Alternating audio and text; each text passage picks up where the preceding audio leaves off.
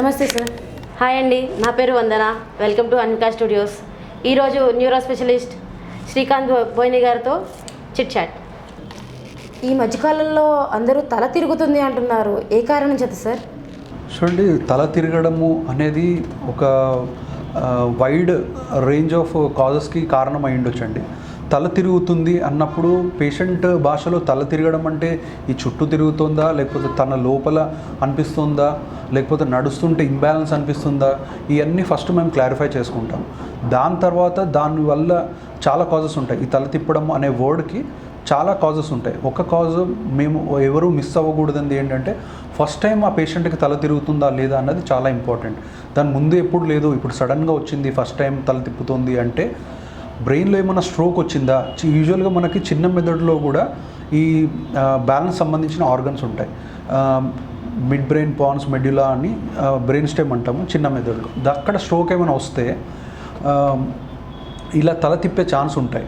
దాంతోపాటు మింగడానికి ఇబ్బంది అవ్వడము, నడిచేటప్పుడు తల అటు ఇటు జారిపోయినట్టుగా పడిపోయినట్టుగా అనిపించడము, ఇది కొత్తగా వచ్చినది. దాంతోపాటు పేషెంట్కి ముందు షుగరు, బీపీ ఉన్నాయి, అడిక్షన్స్ లైక్ స్మోకింగ్, డ్రింక్స్ ఉన్నాయి అంటే, సో ఫస్ట్ మేము చేసేది ఏంటి అంటే బ్రెయిన్లో స్ట్రోక్ ఏమైనా వచ్చిందా అదే రూల్ అవుట్ చేసుకుంటాం. లేదు లైక్ స్కాన్ చేసి, సిటీ స్కాన్ కానీ ఎంఆర్ఐ కానీ చేసి చూస్తాం. అది కాదు, అట్లాగే లేదు, ఇది చాలాసార్లు వచ్చింది అంటే ఇంకొక కారణం ఉంటుందండి, పొజిషనల్ వర్టిగో అంటాము. సో పొజిషనల్ వర్టిగో అనేది ఇప్పుడు చాలా ఎక్కువగా చూస్తున్నది.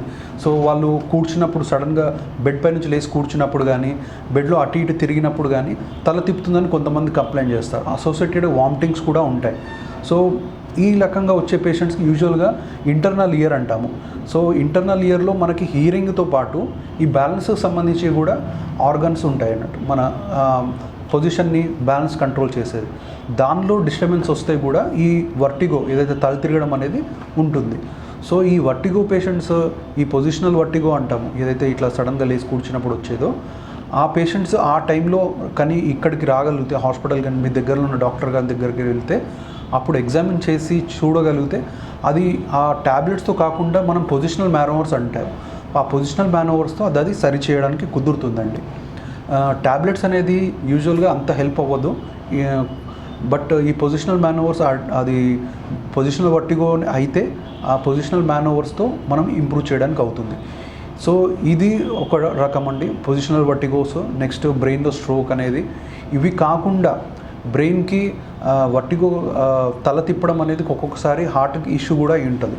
సో హార్ట్ కరెక్ట్గా వర్క్ చేయకపోవడం వల్ల, దాని రిథమ్ కరెక్ట్గా లేకపోవడం వల్ల కొంతమందికి నడిచేటప్పుడు తల తిప్పడం కానీ, ఇంబ్యాలెన్స్ కానీ అయ్యే ఛాన్సెస్ ఉంటాయి. సో అది కూడా రూల్ అవుట్ చేసుకోవాల్సిన అవసరం ఉంటుంది. సార్, ఫిట్స్ ఎందుకు వస్తాయి? రోడ్ల మీద కూడా పడిపోతున్నారు చాలామంది ఫిట్స్ వల్ల. ఇది దేని కారణంగా సార్? సో ఫిట్స్ కూడా వన్ ఆఫ్ ద చాలా మంది ఎక్కువగా ఎఫెక్ట్ అయ్యే డిజీజ్ అండి. ఫిట్స్ అంటే ఏం లేదు, మన బ్రెయిన్లో అబ్నార్మల్ యాక్టివిటీ రావడం వల్ల మనకి చేతులు, మీరు చాలామంది చూసుంటారు, ఏమంటారు, మూర్ఛ వ్యాధి అంటాము. ఫిట్స్ ఈజ్ నథింగ్ బట్ మూర్ఛ వ్యాధి. సో కొంతమందికి కాళ్ళు చేతులు మొత్తం కొట్టేసుకొని రావడం చూసుంటారు, చాలామంది తెలిసిందే విషయం అది. సో అదొక రకమైన ఫిట్స్. ఇంకా 2-3 రకాలుగా ఉంటాయండి. కొంతమందికి కాళ్ళు చేతులు కొట్టుకోకుండా కూడా ఓన్లీ ఒక చెయ్యి, ఒక కాల్లో తిమ్మిరిలాగా కూడా రావచ్చు. లేదా జస్ట్ ఫేస్ పైన కూడా వణుకులాగా రావచ్చు. సో ఫిట్స్లో కూడా రకరకాలుగా ప్రజెంట్ అయ్యే ఛాన్సెస్ ఉంటాయి. మనకు ఎక్కువగా తెలిసింది కాళ్ళు చేతులు మొత్తం కొట్టేసుకోవడం, సో అదొక టైప్. ఇది కాకుండా వేరే రకాలుగా కూడా ఉంటాయండి. అంటే బ్లాంక్గా ఉండిపోవడం, ఇట్లాగే చూస్తూ ఉంటాం, యాబ్సెన్స్ సీజర్స్ అంటాం. రెండోది జర్క్స్ లాగా ఇలా జంప్ చేయడం, అది మయోక్లోనిక్ జర్క్స్ అంటాం. అలా కాకుండా జస్ట్ కాళ్ళు చేతి ఒక సైడ్ కాలు చెయ్యి తిమ్మిరిలాగా రావడం, అవి సెన్సరీ సీజర్స్ అంటాం. సో ఈ ఫిట్స్లో కూడా 2 రకాలుగా మనం డివైడ్ చేసుకోవచ్చు అండి.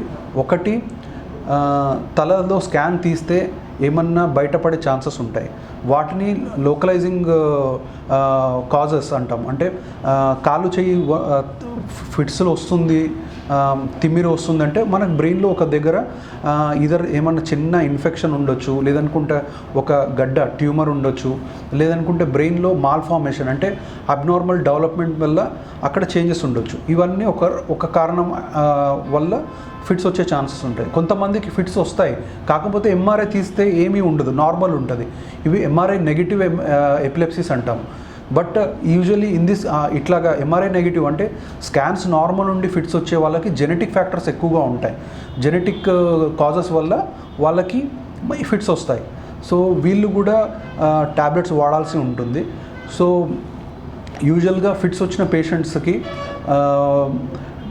ఫిట్స్ ట్యాబ్లెట్స్తో పాటు కొన్ని జాగ్రత్తలు కూడా తీసుకోవాల్సిన అవసరం ఉంటుంది. లైక్ ఫైర్ని అవాయిడ్ చేయడము చెప్తాము, లేదనుకుంటే హిల్స్ ఎక్కకూడదని చెప్తాము, డ్రైవింగ్ చేయకూడదని చెప్తాము. సో యూజువల్గా ట్రీట్మెంట్ డ్యూరేషన్ అనేది వేరీ అవుతుంటుందండి. కొంతమందికి 3 years ఇస్తాము, కొంతమంది 5 years ఇస్తాము, కొంతమందికి లైఫ్ లాంగ్ కూడా వాడాల్సిన అవసరం పడుతుంది.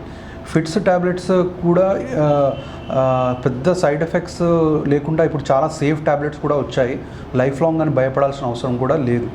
సో కొంతమందికి ఫిట్స్ అన్కంట్రోలబుల్ ఉంటే సర్జరీస్ కూడా ఉన్నాయి. సో యూజువల్గా ఎంఆర్ఐ అండ్ ఈఈజీతో మనకి ఫిట్స్కి కారణమైన తెలిసిపోతుంది. దీనిలో కూడా తెలియకలేట్లేదు అంటే యూజువల్గా MRI negative, EEG negative epilepsies ఉంటాయి. వాటికి ట్రీట్మెంట్తో యూజువల్గా వాళ్ళు కంట్రోల్లో ఉంటారు. దేని కారణం చేత సార్? యాక్చువల్లీ హెడేక్స్ అనేవి 2 రకాలుగా ఉంటాయండి. ఒకటి ప్రైమరీ హెడేక్స్ అంటాము, ఇంకొకటి సెకండరీ హెడేక్స్ అంటాము.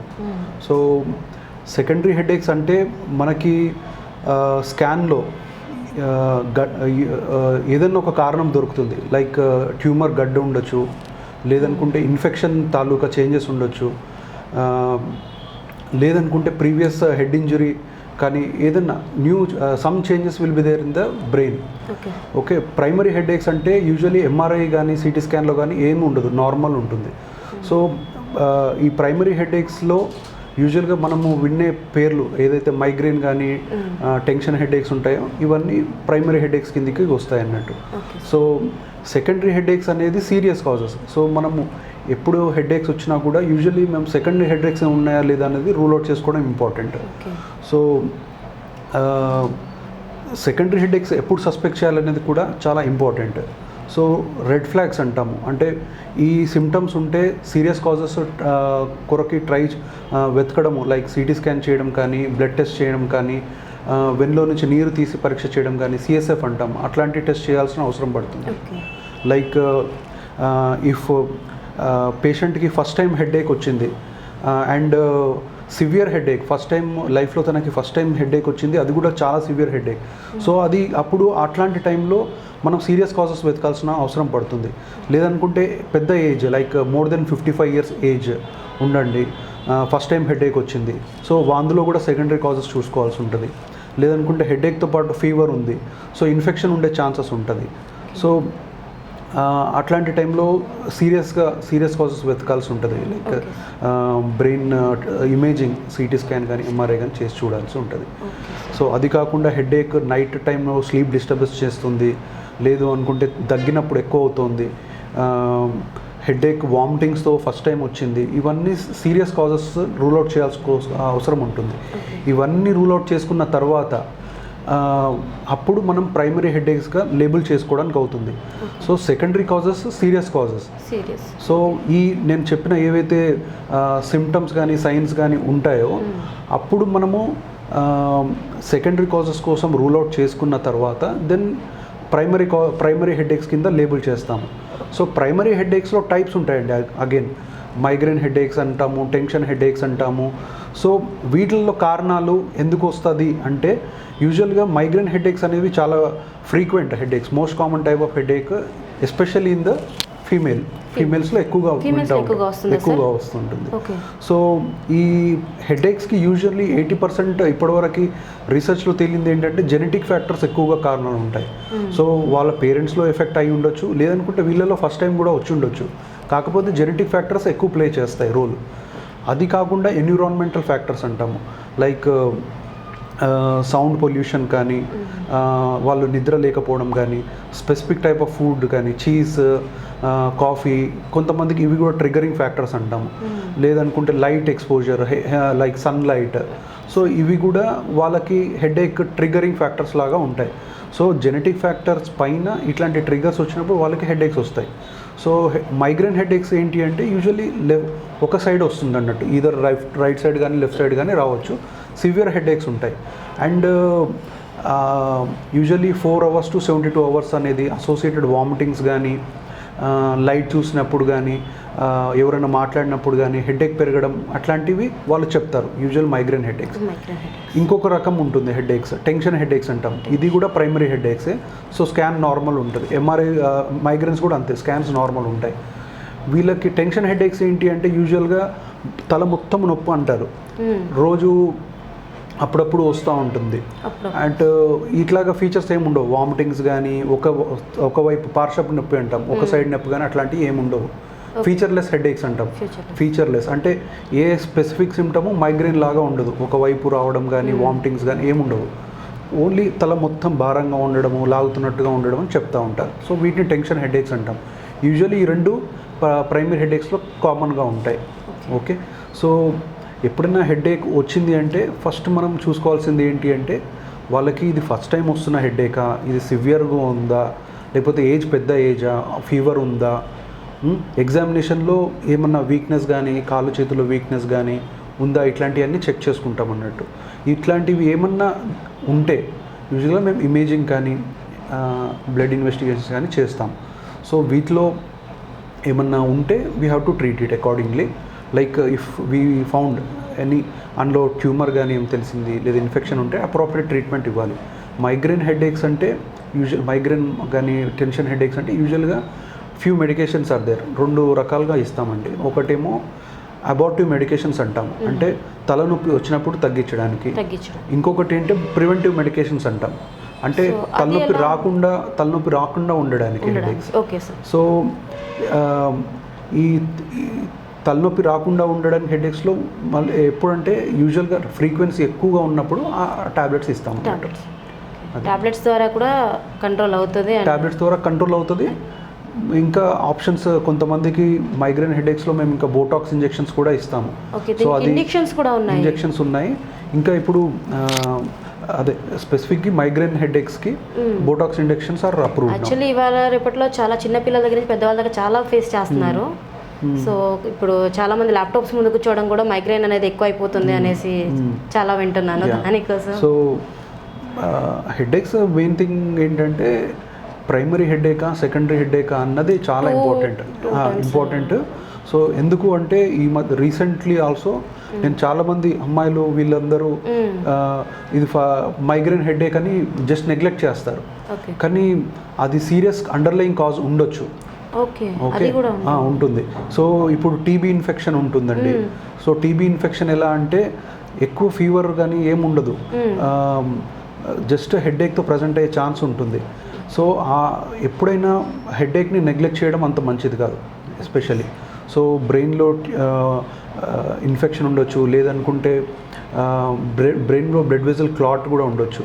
సో ఇట్లాంటి రూల్ అవుట్ చేసుకోవడం important. Especially new onset headaches అంటాం, అంటే కొత్తగా హెడేక్ స్టార్ట్ అయింది, ముందు ఎప్పుడూ లేదు అన్నప్పుడు స్పెషల్లీ డాక్టర్ని కన్సల్ట్ చేయడం చాలా ఇంపార్టెంట్. ప్యారలైజ్ అయిన తర్వాత నార్మల్గా అవ్వడానికి ఏదైనా అవకాశం ఉందా సార్? యా, సో చూడండి, స్ట్రోక్ అనేది one of the leading cause of mortality కానీ మార్బిడిటీ అని చెప్పొచ్చు ఇప్పుడు. సో మనము ఇప్పుడు ప్రస్తుతం ఉన్న life styles like excessive junk food కానీ, టెన్షన్స్ ఉన్న లైఫ్ కానీ అసోసియేటెడ్ ఇప్పుడు డయాబెటీస్, హైపర్ టెన్షన్, వీటన్ని కాజెస్ వల్ల మనకు స్ట్రోక్స్ అనేవి చాలా ఫ్రీక్వెంట్ అయిపోయాయి ముందు కంటే ఇప్పుడు.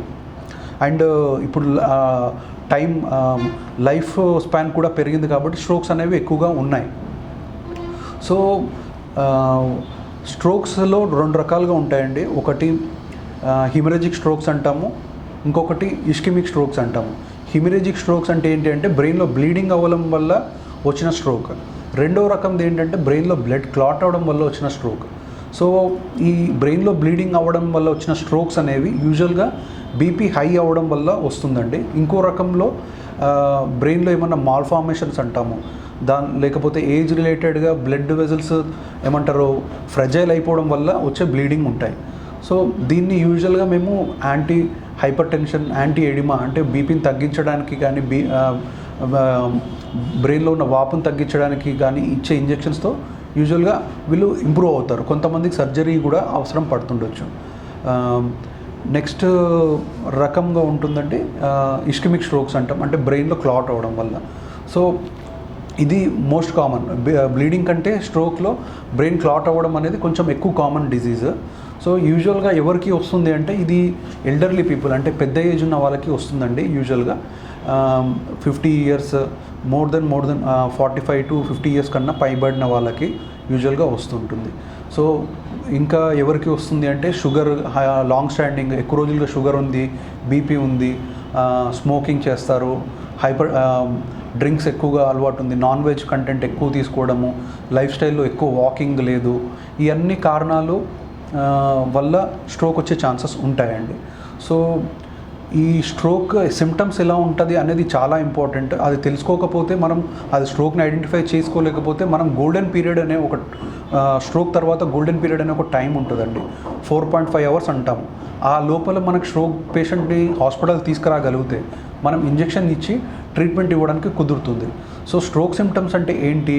ఒకటి కాళ్ళు చేతుల్లో వీక్నెస్ పట్టు తగ్గిపోవడం కానీ, తిమ్మిరిగా వచ్చినట్టు కానీ, మూతి వంకరగా పోవడం కానీ, నడుస్తుంటే బ్యాలెన్స్ కుదరకపోవడం కానీ, రెండుగా కనిపించడం కానీ, ఇవన్నీ సిమ్టమ్స్గా ఉంటాయండి. కొంతమంది మింగుడు పడకపోవడము, ఇవన్నీ సడన్గా వచ్చే ఏదైనా ఇట్లాంటి సిమ్టమ్స్ ఉంటే పేషెంట్ ఇమీడియట్గా స్ట్రోక్ వచ్చిందేమో సస్పెక్ట్ చేయాల్సి ఉంటుంది, ఇమీడియట్గా హాస్పిటల్కి తీసుకురావాల్సి ఉంటుంది.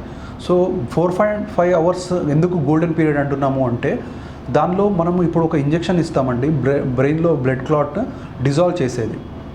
ఓకే, సో యూజువల్గా అది ఇచ్చిన 4.5 hours యూజువల్గా బ్రెయిన్ మళ్ళీ బ్లడ్ వెజల్ రీఓపెన్ అయ్యే ఛాన్స్ ఉంటుంది. అండ్ ఏదైతే ఈ వీక్నెస్ ఉందో అది ఇంప్రూవ్ అయ్యే ఛాన్స్ ఉంటుంది. సో ఈ స్ట్రోక్ సిమ్టమ్స్ తెలుసుకోగలిగితేనే మనం ఈ టైంని, గోల్డెన్ పీరియడ్ని మనం యూటిలైజ్ చేసుకోగలుగుతాము, పేషెంట్కి బెటర్ ట్రీట్మెంట్ ఇవ్వగలుగుతాము. సో ఇదొక టైప్ స్ట్రోక్స్ అండి. మైనర్ స్ట్రోక్స్ కానీ ట్రాన్సియెంట్ ఇస్కెమిక్ స్ట్రోక్స్ అని 2 రకాలుగా ఉంటుంది. ఈ ట్రాన్సియెంట్ ఇస్కెమిక్ స్ట్రోక్స్, మైనర్ స్ట్రోక్స్లో యూజువల్గా పేషెంట్ బాగా ఇంప్రూవ్ అవుతారు. వచ్చే బ్రెయిన్లో స్ట్రోక్ కూడా చాలా చిన్నగా ఉంటుంది, వీటిని మినీ స్ట్రోక్స్ కూడా అంటాము. సో ఈ మినీ స్ట్రోక్స్ వచ్చే పేషెంట్స్కి తర్వాత పెద్ద స్ట్రోక్ వచ్చే ఛాన్సెస్ ఉంటాయి. సో వాళ్ళు కూడా షుగర్, బీపీ, కొలెస్ట్రాల్స్ కానీ ఇవన్నీ కంట్రోల్లో పెట్టుకోవాల్సిన అవసరం ఉంది. లేదు అనుకుంటే మళ్ళీ ఫ్యూచర్లో మళ్ళీ ఇంకొక రికరెన్స్ ఛాన్సెస్ ఉంటాయి. పిల్లలు పెద్దలు తేడా లేకుండా అందరూ తలనొప్పి అంటున్నారు కదా సార్, దీనికి ఏమన్నా పరిష్కారం ఉందా సార్? హెడేక్ ప్రివెన్షన్ అంటూ మనం ఏం చేయలేమండి. కుదిరినంత వరకు మనకి లైఫ్ స్టైల్లో స్మూత్ హ్యాబిట్స్ మెయింటైన్ చేయడం, లైక్ రెగ్యులర్ వాకింగ్, మెడిటేషన్ కానీ, స్లీప్ కరెక్ట్గా ఉండడం కానీ ఇట్లాంటివి చేస్తే బాగుంటుంది. నెక్స్ట్ రెగ్యులర్ ఎక్సర్సైజెస్, ఇవన్నీ చేస్తే పాసిబిలిటీ మనకి బాడీలో ఎండార్ఫిన్స్ బాగా ఇంప్రూవ్ అయ్యి మేబీ హెడేక్ ఫ్రీక్వెన్సీ తగ్గొచ్చు. సార్ ఈ మధ్య గూగుల్లోనూ యూట్యూబ్స్లోనూ చూసి సొంత వైద్యాలు చేసుకుంటున్నారు, ఇలా చేసుకోవడం మంచిదంటారా? ఎంతవరకు కరెక్ట్ ఇది? సెల్ఫ్ మెడికేషన్ అనేది ఎప్పటికైనా డేంజరసే అండి. మనకి ఎంత టెక్నాలజీ వచ్చినా హ్యూమన్ బ్రెయిన్ కన్నా ఎక్కువ అడ్వాన్స్ టెక్నాలజీ కాదు ఏదైనా. గూగుల్లో అనేది జస్ట్ అది మీకు డైరెక్ట్ చేయొచ్చు, కానీ మీరు స్పెసిఫిక్గా మీకు డౌట్ వస్తే అట్లీస్ట్ పోయి డాక్టర్ని కన్సల్ట్ అవ్వాలి, కానీ సెల్ఫ్ మెడికేషన్ తీసుకోకూడదు. మేబీ సిమ్టమ్ వేరే సీరియస్ కాజ్ అయి ఉండొచ్చు. మీరు జస్ట్ పారాసెటమాల్తో పోతుంది అనుకున్న హెడేక్ మేబీ అండర్లయింగ్ వేరే పెద్ద ఇన్ఫెక్షన్ ఉండొచ్చు, లేదనుకుంటే ట్యూమరే మీరు మిస్ అయ్యే ఛాన్స్ ఉంటుంది. ఓకే, సో హెడేక్ అంటే మీకు గూగుల్లో కొడితే మీకు 10 కాజెస్ ఉంటాయి. మీరు జస్ట్ సింపుల్ కాజే అనుకొని మీరు జస్ట్ డోలో వేసుకుంటే సరిపోదు. సో మేబీ ఫస్ట్ టైం మీకు హెడేక్ వచ్చిందంటే సీరియస్ అండర్లయింగ్ కాజెస్ ఉండొచ్చు. So better you take doctor opinion, then only you proceed. Thank you sir, thank you so much. మీ అమూల్యమైన సమయాన్ని అండ్ సోషల్లో మాకు ఇచ్చినందుకు thank you so much sir. విన్నారు కదా ఫ్రెండ్స్, మీ సొంత వైద్యాలు వాడకండి. ఏ చిన్న సమస్య వచ్చినా డాక్టర్ని కన్సల్ట్ అవ్వండి, దానివల్ల మనకే మంచిది. Thank you so much. Please subscribe Anvika studios.